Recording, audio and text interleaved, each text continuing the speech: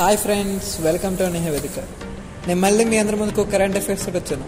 And నిన్న వచ్చిన కొన్ని కరెంట్ అఫైర్స్ను చూసే ప్రయత్నం చేద్దాం అండ్ వాటి గురించి తెలుసుకునే ప్రయత్నం కొంతవరకు చేద్దాం. ఫస్ట్ అండ్ ఫార్మోస్ట్, తువాలు అంటే ఇదొక మనం తుడుచుకునే టవర్ ఏదో అనుకున్నారు. ఇది ఒక కంట్రీ అనమాట. తువాలు అనేది ఒక కంట్రీ. జస్ట్ మనకి ఇది ఐలాండ్లా ఉంటుంది. లైక్ మనకి ఇప్పుడు శ్రీలంక ఎలా ఐలాండో, లక్షద్వీప్ ఎలా ఐలాండో, అండ్ అండమాన్ నికోబార్ ఇవన్నీ మనకి ఎలా ఐలాండ్సో, ఈ తువాలు అనే ఒక కంట్రీ కూడా ఐలాండ్ అనమాట మనకి. అండ్ దీంట్లో ఉండే జనాలు ఎంత తెలుసా మీకు? జస్ట్ 11,000 మాత్రమే. 11,000 అంటే మామూలుగా మన ఇండియాలో ఒక విలేజ్ పాపులేషన్ అనుకోవచ్చు. మామూలుగా ఒక పెద్ద స్థాయి విలేజ్ అంటే లైక్ ఫెసిలిటీస్ అన్నీ బాగుండి కొంచెం డెవలప్డ్ ఏరియాలా చెప్పుకునే విలేజెస్ అంటే 11,000 ఆర్ 12,000 ఇంత పాపులేషన్ ఉంటుంది. అంటే అది టౌను కాదు, అలానే ఒక మరీ మూల పడ్డ విలేజ్ కూడా కాదు, అట్లా అనమాట. సో మన ఈ కంట్రీలో 11,000 పాపులేషన్ ఉంటారు. అయితే ఈ కంట్రీ ఈరోజు న్యూస్లోకి ఎందుకు వచ్చింది అని చూసినప్పుడు ఇక్కడ ఏటీఎంస్ ఏమైనా ప్రారంభించారు. మనందరికీ తెలుసు, మన ఇండియాలో ఏటీఎంస్ మనందరికీ బాగా తెలుసు. మనందరం డైలీ వెళ్తూ ఉంటాం, వేరియస్ ట్రాన్సాక్షన్స్ అక్కడ నుంచి చేస్తూ ఉంటాం. సో ఫస్ట్ ఏటీఎంని ఈ కంట్రీలో ప్రారంభించారు. అండ్ దీంట్లో వాళ్ళ ప్రైమ్ మినిస్టర్ కూడా పార్టిసిపేట్ చేశారు. అండ్ ఇది మనకి కాంపిటేటివ్ ఎగ్జామ్స్ లైక్ మ్యాప్ పాయింటింగ్స్లో మనకి ఎప్పుడు ఐలాండ్స్ గురించి అడుగుతూ ఉంటారు. అండ్ ఐలాండ్స్ గురించి అడిగినప్పుడు ఏ ఐలాండ్లో రీసెంట్గా ఏటీఎం అనేది స్టార్ట్ చేస్తున్నప్పుడు స్టాటిక్ పాయింట్ ఆఫ్ వ్యూ ఎక్కడ అడిగినా కూడా ఇది మనకు చాలా ఇంపార్టెంట్. అండ్ రీసెంట్గా చాలా ఐలాండ్స్ అనేవి న్యూస్లోకి వస్తున్నాయి. అండ్ ఈ ఐలాండ్ ఏంటంటే ఆల్రెడీ ఇక్కడ క్యాపిటల్ సిటీ ఏదైతే ఉందో వీళ్ళ క్యాపిటల్ సిటీ, అది ఆల్రెడీ సీ రైజింగ్ వల్ల 40% ఇప్పటికే మునిగిపోయింది. అండ్ మనకేంటంటే ఫ్యూచర్లో ఒకప్పుడు మనకి ద్వారకా సిటీ ఉండేది అని అక్కడ దాన్ని కృష్ణుడు పరిపాలించాలని ఎలా చదువుకుంటున్నాము ఇప్పుడు హిస్టరీలో, రేపు పొద్దున ఇంకా దీని పరిస్థితి కూడా అంతే. ఇదంతా మొత్తం ఖచ్చితంగా సీ రైజింగ్ వల్ల మునిగిపోతుంది. ఇంకా ఇక్కడున్న పాపులేషన్ డెన్సిటీని కానీ, ఇక్కడున్న జీవన విధానాలను, జనాల డైలీ రొటీన్, వీటన్నిటిని కూడా ఏంటంటే రికార్డ్ చేసి ప్రపంచానికి అందించే ప్రయత్నం వాళ్ళు చేస్తున్నారు. అంటే మరి ఇంకా మనకి ఓల్డ్ హిస్టరీకి మంచి స్టఫ్ దొరికినట్టే ఫ్యూచర్లో. మన వాళ్ళు ఓల్డ్ హిస్టరీ సిలబస్కు చూడాలి మరి ఈ కంట్రీ ఎంతకాలం ఎగ్జిస్టెన్స్లో ఉంటుందో. అండ్ ఇది మరింతగా డెవలప్ అవ్వాలని కోరుకుందాం.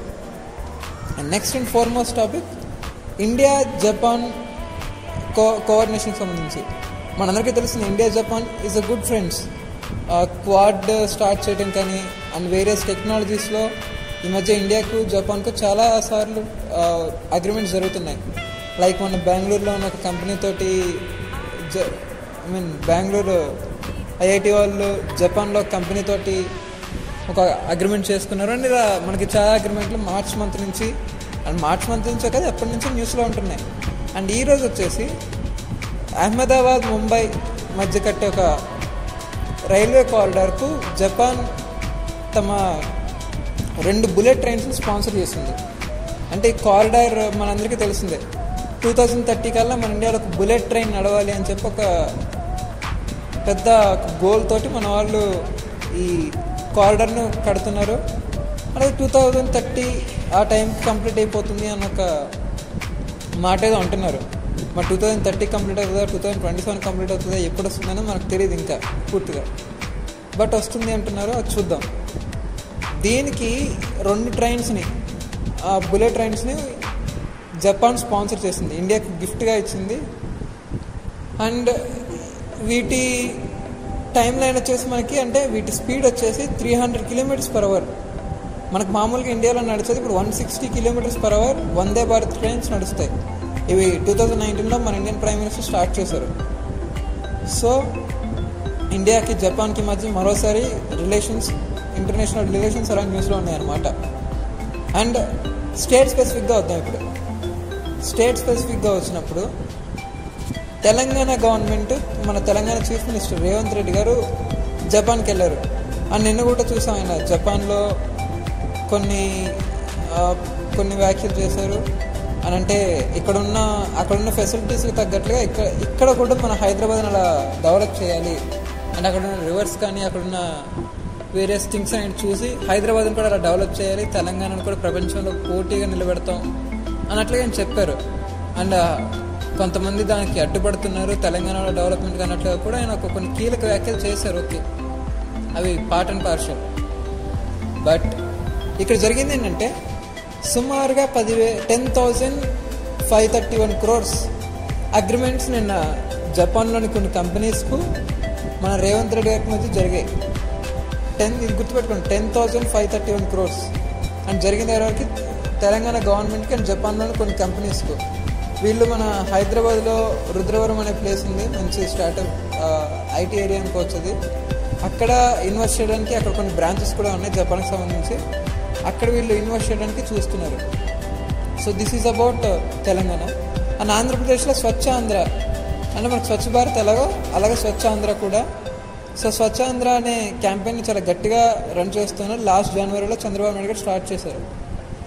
అండ్ ఎవ్రీ థర్డ్ సాటర్డే ఈ ప్రోగ్రామ్ జరుగుతుంది. అండ్ ఈసారి దీని థీమ్ ఏంటంటే రీసైక్లింగ్. అంటే ఏదైతే వేస్ట్ ఐటమ్స్ ఉంటాయో వాటన్నిటిని తీసుకొని మళ్ళీ దాన్ని నీట్గా తయారు చేయాలి. దీన్ని సర్కిల్ ఎకానమీ అని కూడా మాట్లాడుతుంటారు అనమాట. ఒక రీసైక్లింగ్ చేస్తుంటారు. ఏవైతే వేస్ట్ ఐటమ్స్ ఉంటాయో వాటిని తీసుకొని మళ్ళీ తయారు చేసి మళ్ళీ ప్రొడ్యూస్ చేసే విధంగా వీళ్ళు తీసుకుంటారు. And last and final IITs ఒకటి న్యూస్లో ఉంది. అదే మన ఐఐటి హైదరాబాద్. వీళ్ళు 3D ప్రింట్ బంకర్స్ని నిర్మించారనమాట. అంటే ఎవరైనా మన శత్రువులు ఆర్మీ పైన దాడి చేసినప్పుడు మన వాళ్ళు తట్టుకొని అక్కడ నిలబడటానికి బంకర్లలో దాక్కుంటూ ఉంటారు, లేదంటే బంకర్స్ నుంచి దాడి చేయడం కూడా జరుగుతూ ఉంటుంది కొన్నిసార్లు. సో ఈ 3D ప్రింటర్ బంకర్లలోనే స్టార్ట్ చేశారు.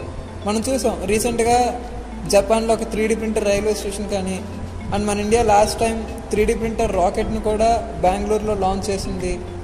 సో ఇవన్నీ కూడా మనం 3D ప్రింటర్స్ గురించి చదువుకున్నాం. 3D ప్రింటర్స్ అంటే ఏం లేదు, ఒక పెద్ద బిల్డింగ్ని అతి తక్కువ సమయంలోనే కట్టేసి దాన్నే 3D ప్రింటర్ అంటారు. అండ్ మన హైదరాబాద్లో